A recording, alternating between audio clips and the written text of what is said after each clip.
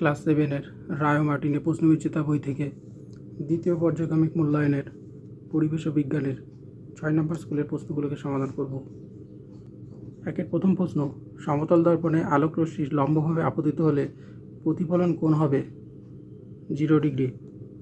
2 নম্বর প্রশ্ন, কোনটি চৌম্বক পদার্থ নয়? রবার। 3 নম্বর প্রশ্ন, ইলেকট্রিক হিটারে কুণ্ডলী তৈরি হয় নাইক্রোম তার দিয়ে।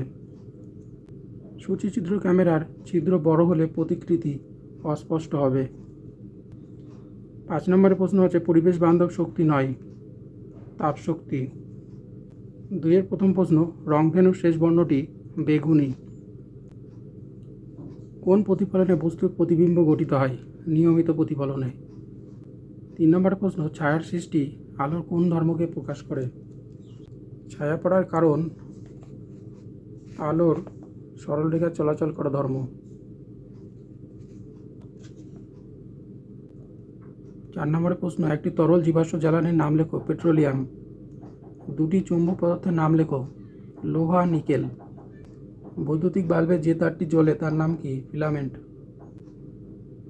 7 নম্বরের প্রশ্ন, নির্জল কোষে কোন শক্তি কোন শক্তিতে রূপান্তরিত হয়? নির্জল কোষে রাসায়নিক শক্তি তড়িৎ শক্তিতে রূপান্তরিত হয়। 8 নম্বরের প্রশ্ন, চুম্বকের আকর্ষণ ক্ষমতা কোথায় সবচেয়ে বেশি? চুম্বকের দুই মেরুর মধ্যবর্তী অঞ্চলে। জৈব গ্যাসের মূল উপাদান কি? মিথেন। এলইডি এর সম্পূর্ণ নাম কি? Light emitting diode. 3-এর প্রথম প্রশ্ন, লঘু মাধ্যম থেকে ঘনতার মাধ্যমে আলোর প্রতিসরণ চিত্রসহ দেখাও। চিত্রে আপতিত রশ্মি, প্রতিসৃত রশ্মি, আপতন কোণ ও প্রতিসরণ কোণ চিহ্নিত করো। উত্তর এখান থেকে এই পর্যন্ত। এই উত্তরটা রায় মার্টিনের সহায়িকা বইয়ের 48 নম্বর পেজে আছে। একটি রশ্মি সমতল দর্পণে তার তলের সঙ্গে 60 ডিগ্রি কোণ করে আপতিত হলে আপতন কোণ ও প্রতিফলন কোণ কত? এখানে এও হচ্ছে আপতিত রশ্মি, ও বি হচ্ছে প্রতিফলিত রশ্মি। আলোক রশ্মিটি দর্পণের সঙ্গে 60 ডিগ্রি কোণে আপতিত হলে আপতন কোণ এওপি সমান হচ্ছে 90 ডিগ্রি থেকে 60 ডিগ্রি বিয়োগ করতে হবে। বিয়োগ করলে 30 ডিগ্রি। তাহলে আপতন কোণ কত হলো? 30 ডিগ্রি। এখন প্রতিফলনের সূত্র অনুযায়ী প্রতিফলন কোণ সমান হয় আপতন কোণ।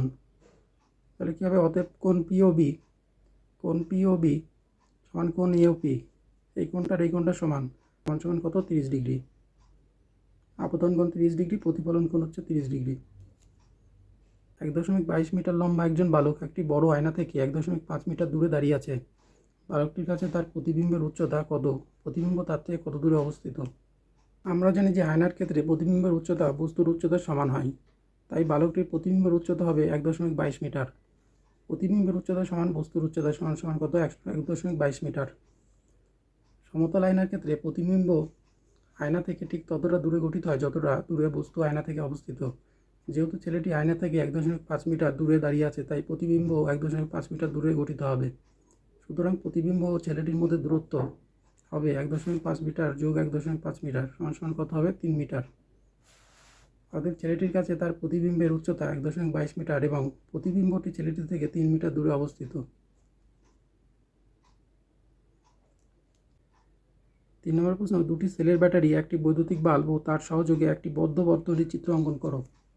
দেখো, দুটি বাল্ব, দুটি সেলের ব্যাটারি সুইচ অন অবস্থায়, আর এটা হচ্ছে তার একটি বদ্ধ তড়িৎ বর্তনী। একটি চুম্বকের জ্যামিতিক দৈর্ঘ্য 7 সেমি। চুম্বকটির চৌম্বক দৈর্ঘ্য কত? একটি চুম্বকের চৌম্বক দৈর্ঘ্য 7 সেমি। চুম্বকটির চৌম্বক দৈর্ঘ্য কত? চৌম্বক দৈর্ঘ্য সমান কি? চুম্বকের জ্যামিতিক দৈর্ঘ্য গুণ 0.86। সুতরাং চুম্বক দৈর্ঘ্য জ্যামিতিক দৈর্ঘ্য দেওয়া আছে, আর 0.86-এর সাথে গুণ করলে 6.02 সেমি হবে উত্তর। 5 নম্বর প্রশ্ন, পিউষ তারের কার্যকারিতা লেখো। এখান থেকে এই পর্যন্ত।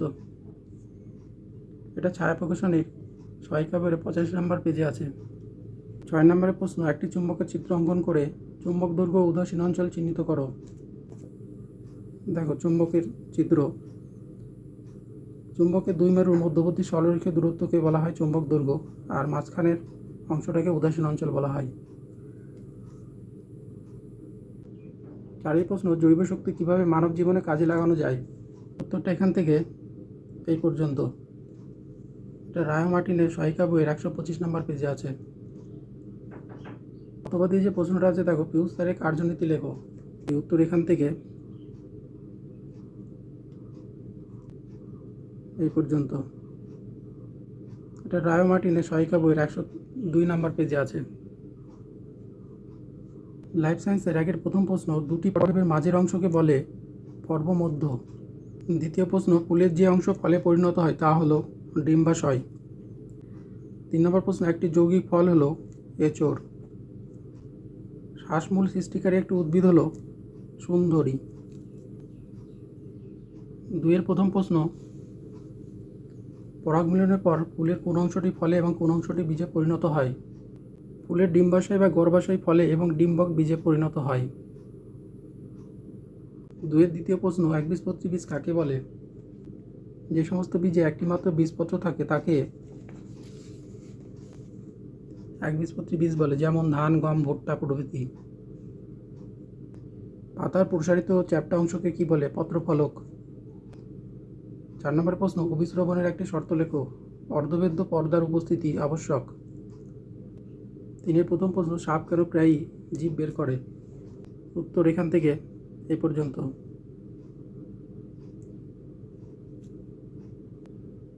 পাতার যে কোনো দুটি কাজ উল্লেখ করো। পাতার গুরুত্বপূর্ণ কাজগুলি হলো: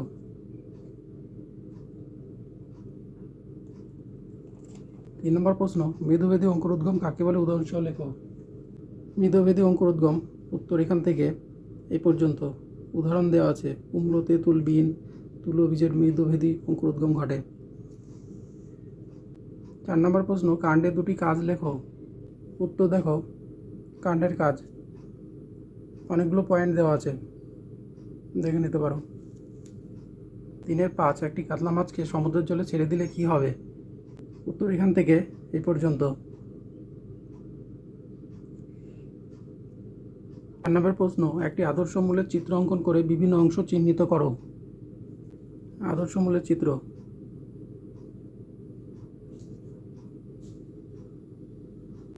অথবা দিয়ে যে প্রশ্নটা আছে, একটি আদর্শ ফুলের চিত্র অঙ্কন করে বিভিন্ন অংশ চিহ্নিত করো। দেখো, আদর্শ ফুল, তার চিত্র।